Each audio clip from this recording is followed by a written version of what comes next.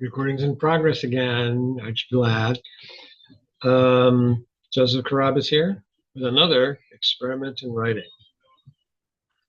Listening to Zucchero, or Zucchero, not really quite sure how to pronounce it. He came to my attention, I forget how many years ago, an Italian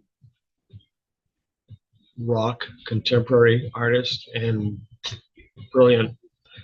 Really recommend his work.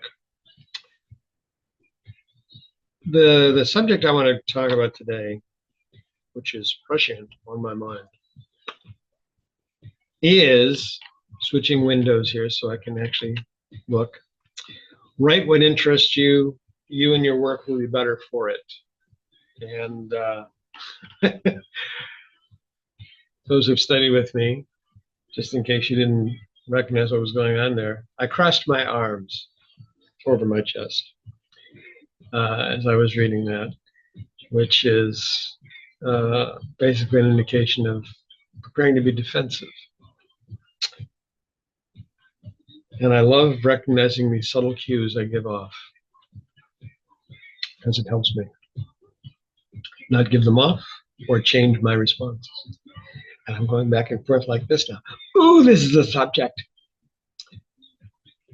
Write what interests you. I've had readers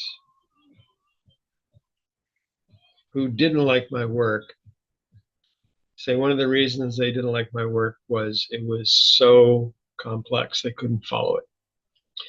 I've had readers who love my work contact me and say they love the complexity. It keeps them going, keeps them focused and reading. I was having a discussion today with another gifted author, with a gifted author. I wouldn't say another. That implies that I'm one. I hope I am. Let me know. With a gifted author, and mentioned that, yeah, I write populated novels and stories because that's what interests me. A linear plot line is good and useful. I suppose the most linear plot line I've ever done was The Augmented Man. But I do tend to write with a lot of characters, and I tend to interweave their storylines and their plot lines together because that's what keeps me interested. All those threads going back and forth, how is this going to merge? And I've actually had readers contact me and say that one of the things, especially people who are familiar with my work, part of their joy in reading my stuff is waiting to find out how is he going to pull all this together. Good. However, the reason this is foremost in my mind is I'm in the process of revamping, if you will, the Roundtable 360s.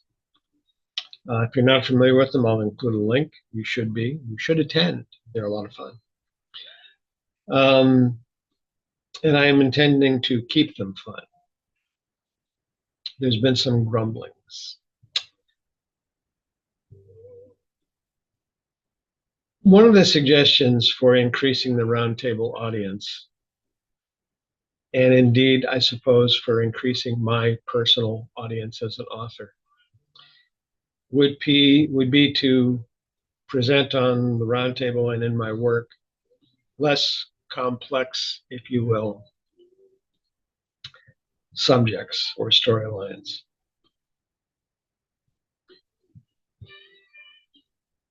Personally, I would probably stop writing, or I would not attend. A meeting like that would just not interest me. It would not. I could care less about, all the fluff, all the pus that's flowing on the internet, in social media, all the detritus, all the crap. I don't really care.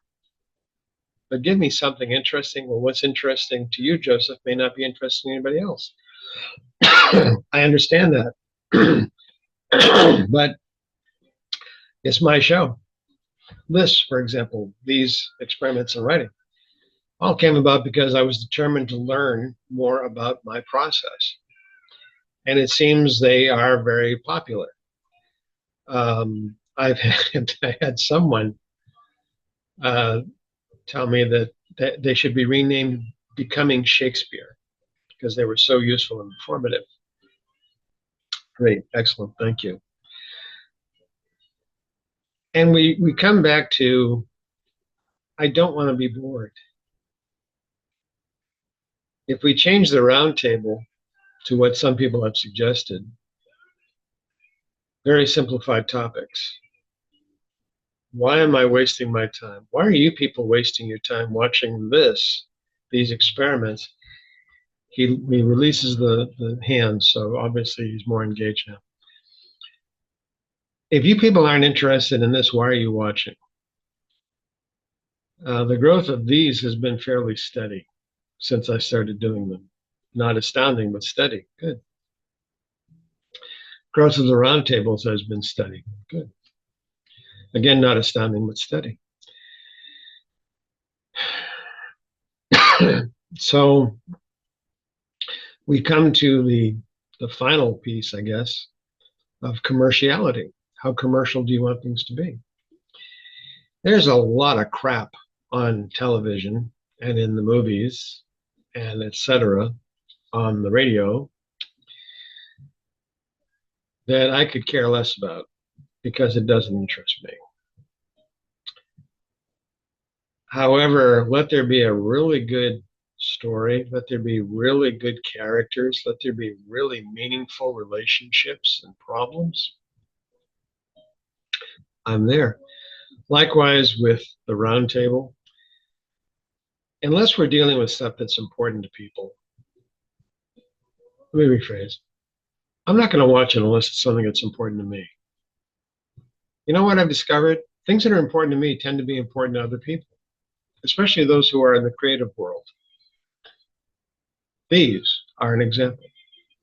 So thank you for watching and thank you for listening. Thank you for listening to my minor rant, my rantlet.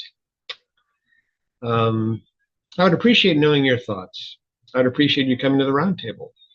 I would appreciate getting more of an audience for this. But that doesn't mean I'm going to pander.